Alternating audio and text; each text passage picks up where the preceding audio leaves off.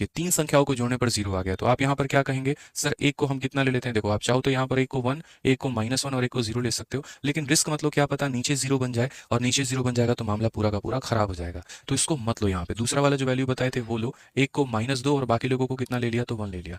ठीक है, क्यों सर, अब बोलोगे सर वैल्यू पुटिंग इसमें क्यों लगाएं।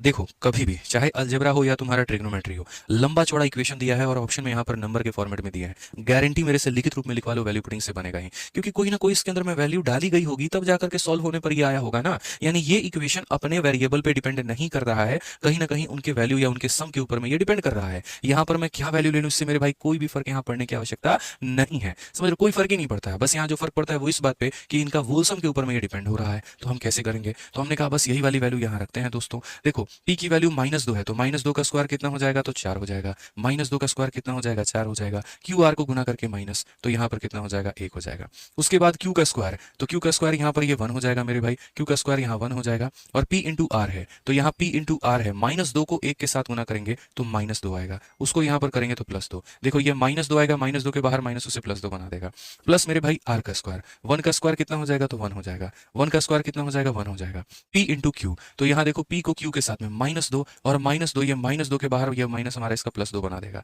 ठीक है, अब आप यहाँ देखो दोस्तों, तो ये कितना हो जाएगा, 4/3 हो जाएगा। ये कितना हो जाएगा, 1/3 हो जाएगा। अगला भी 1/3 हो जाएगा। 4 1 5 और 1 6, 6/3, और 6/3 कितना होगा बताइए जल्दी से, आप ही लोग बताओ ना, 6/3 कितना होगा बोलोगे तो ये भाई बेसिक से